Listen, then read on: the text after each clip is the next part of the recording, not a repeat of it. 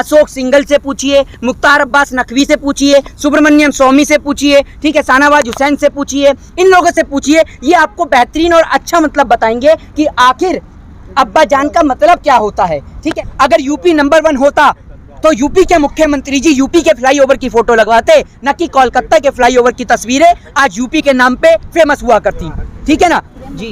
क्या है अब्बा जान? तो ये आप अब्बा जान सबसे बेहतर अगर आपको किसी से पूछना है तो आप भारतीय जनता पार्टी के नेता मुरली मनोहर जोशी से पूछिए, लाल कृष्ण आडवाणी से पूछिए, अशोक सिंघल से पूछिए, मुख्तार अब्बास नकवी से पूछिए, सुब्रमण्यम स्वामी से पूछिए, ठीक है, शाहनवाज हुसैन से पूछिए, इन लोगों से पूछिए। ये आपको बेहतरीन और अच्छा मतलब बताएंगे कि आखिर अब्बा जान का मतलब क्या होता है। ठीक है, और उत्तर प्रदेश के मुख्यमंत्री योगी आदित्यनाथ जी की भाषा से तो आप सभी लोग बखूबी वाकिफ हैं कि उत्तर प्रदेश के मुख्यमंत्री जी के पास जब एक बार माइक लगा दिया जाता है तो किस प्रकार के शब्दों का वो उच्चारण करते हैं। वो पूरे नेशनल चैनल से लेकर तमाम जगह पे वो वीडियो वायरल थी, आप सभी ने देखा था। तो इनकी भाषा की तो आप बात ही मत करिए। और अब्बा जान, क्या योगी जी अपने पिताश्री को भी अब्बा जान कहते थे?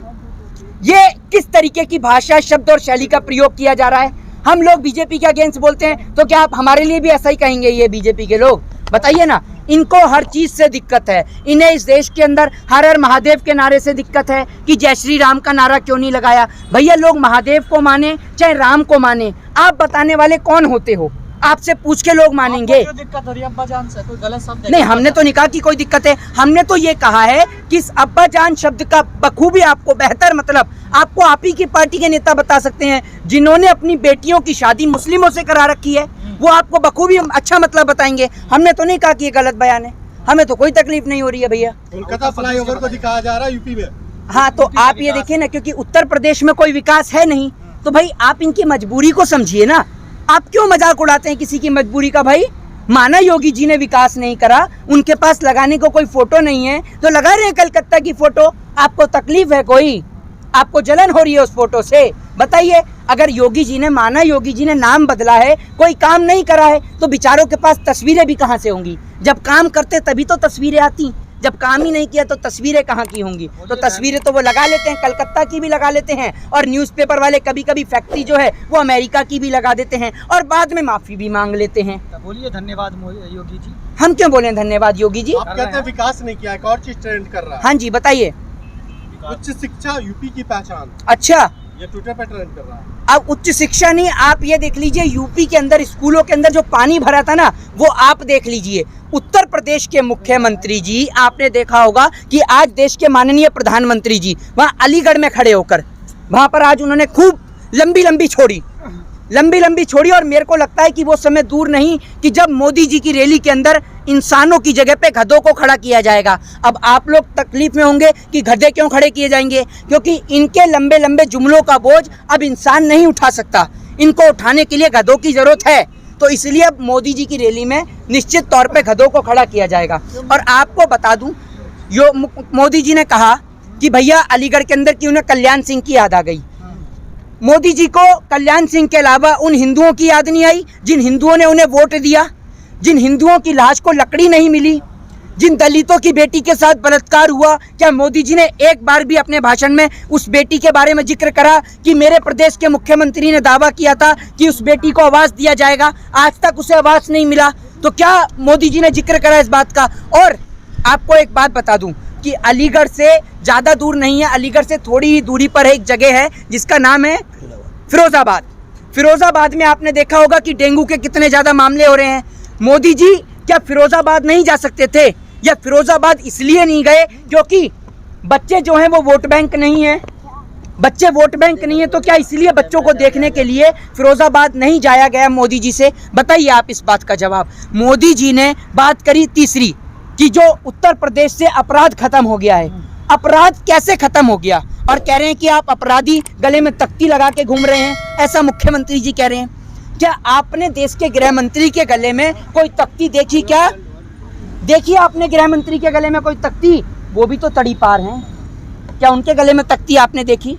मुख्यमंत्री के ऊपर खुद मुकदमे चल रहे थे, मुख्यमंत्री के गले में तख्ती देखी क्या आपने? बताइए, उनके ऊपर भी तो मुकदमे चल रहे थे। तो इन्होंने अपराधियों को स्वयं अपनी पार्टी के अंदर सम्मिलित किया और उसके बाद कहते हैं कि अपराधी समाप्त हो गए। तो जब आप अपराधियों को अपनी पार्टी में ले लेंगे तो अपराधी तो समाप्त हो ही जाएंगे। ऐसे अपराधियों को जो जनता है चुनती क्यों? फिर जनता की गलती है ना। देखिए, निश्चित तौर पर जनता की गलती है और उस जनता की गलती में हम और आप दोनों आपे हैं और जनता इस बात को और इस गलती को स्वीकारती है। जिनको आप और हम अंधभक्त कहते हैं, उनके दिल में भी सीने के अंदर एक दिल है, जो दिल इस हिंदुस्तान के लिए धड़कता है, निश्चित तौर पे धड़कता है। लेकिन जब आप लोगों को दंगा ही परोसेंगे, जब आप उनको गलत ही दिखाएंगे, तो कहाँ से वो लोग सच्चाई की बात करेंगे। इस देश की मीडिया एनडीटीवी जैसे चैनलों को आपने देखा होगा कि हैथवे केबल नेटवर्क से हटा दिया जाता है। क्यों हटा दिया जाता है भाई? अंबानी साहब क्या चाहते हैं कि मीडिया जो उनका मन करे वही परोसे। मीडिया सिर्फ मोदी जी की जो उनकी वाहवाही है, उनकी तारीफों के पुलिंदा पुल हैं, उनको ही दिखाया जाए। नरेंद्र मोदी जी कोरोना के काल में तीसरी बार विदेश का दौरा करने के लिए जा रहे हैं, ये मैं आपको बता दूं। कोरोना के काल के अंदर तीसरी बार विदेशी दौरा। नरेंद्र मोदी जी गुजरात मॉडल की बात करते हैं। आज गुजरात के अंदर जामनगर से लेकर तमाम जगह पानी के अंदर डूबी पड़ी हैं। क्या मोदी जी ने एक बार भी वहाँ का जायजा लिया या मोदी जी ने वहाँ की बात करी? तो आप लोग सोच लीजिए, ये सरकार सिर्फ देश के अंदर लोगों को जाति के आधार पे, कास्ट, रिलीजियन और धर्म के आधार पे बांटने का काम करती है। बाकी नरेंद्र मोदी एंड कंपनी के अलावा या फिर भारत जलाओ पार्टी के पास कोई ना एजेंडा है, ना ही कोई मुद्दा है जिसके नाम पे उत्तर प्रदेश का चुनाव लड़ा जाए और जीता जाए। बड़े बड़े होर्डिंग्स तो लग रहे हैं यूपी नंबर 1। बड़े बड़े होर्डिंग्स और यूपी नंबर 1 की आपने बात करी, तो इसका जवाब तो आप ही के भी पत्रकार भाई ने स्वयं दे दिया। आप फिर भी जवाब कर रहे हैं। अगर यूपी नंबर 1 होता तो यूपी के मुख्यमंत्री जी यूपी के फ्लाईओवर की फोटो लगवाते, ना कि कोलकाता के फ्लाईओवर की तस्वीरें आज यूपी के नाम पे फेमस हुआ करती। ठीक है ना? तो यूपी आप देख लीजिए कितना नंबर 1 है, वो अपराध के मामले में नंबर 1 है। आज भी महिलाएं असुरक्षित हैं उत्तर प्रदेश के अंदर। वो बेटियों के साथ बलात्कार होता है और उसमें इनकी पार्टी के नेता ये तराशते हैं कि बेटी कौन सी जात की है, कौन से धर्म की है।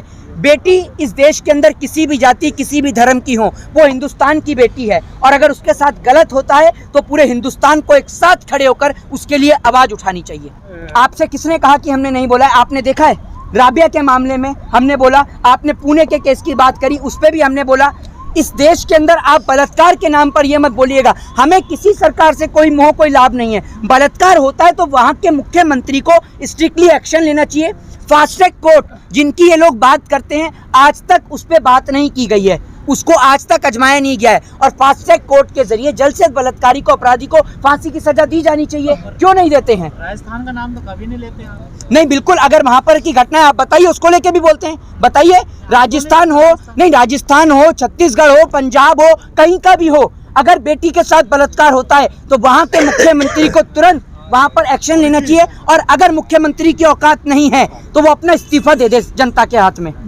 उस जी मीडिया वाले को पकड़ के आपने मुजफ्फरनगर की रैली में नहीं लेके गए थे? हैं? ये लोग ऐसा काम करते हैं कि आपको क्या ही बताऊं। ये जी मीडिया वाले, राज्यसभा सांसद सुभाष चंद्रा के चैनल वाले, ये इनके पत्रकार तो इतना बिक चुके हैं कि जितना बरेली के बाजार का झुमका नहीं गिरा, इन्होंने अपने स्तर को नीचे गिरा दिया है। इनको तो इतनी भी शर्म नहीं है, इनका बस नहीं चल रहा है इन पत्रकारों का, इन जैसे पत्रकारों का, कि अगर मोदी जी के जूते गंदे हो जाए ना तो यूं कहते हैं कि लाइए हम साफ कर देते हैं। इन्होंने तो पैसे के आगे अपने ज़मीर को, अपने ईमान को, सबको बिल्कुल बेच दिया है और इनको किसान का अभी भी समझ में नहीं आ रहा। मुजफ्फरनगर की इतनी बड़ी महापंचायत, 1947 के बाद इतना बड़ा आंदोलन और आप कहते हैं मुट्ठी भर किसान। प्रधानमंत्री कहते हैं एक कॉल की दूरी पर हैं और आज तक वो कॉल ही नहीं करते हैं। तो ऐसी सरकार से पूरे देश की जनता अब हाथ जोड़ना चाहती है, माफ़ी मांगना चाहती है कि हमसे गलती हुई। और अगर आपको कोई ऑस्ट्रेलिया बुला रहा है तो आप ऑस्ट्रेलिया जाइए, आपको इंग्लैंड बुला रहा है तो आप इंग्लैंड जाइए, लेकिन हमारे इस हिंदुस्तान को बख्श दीजिए। जय हिंद, जय भारत, वंदे मातरम।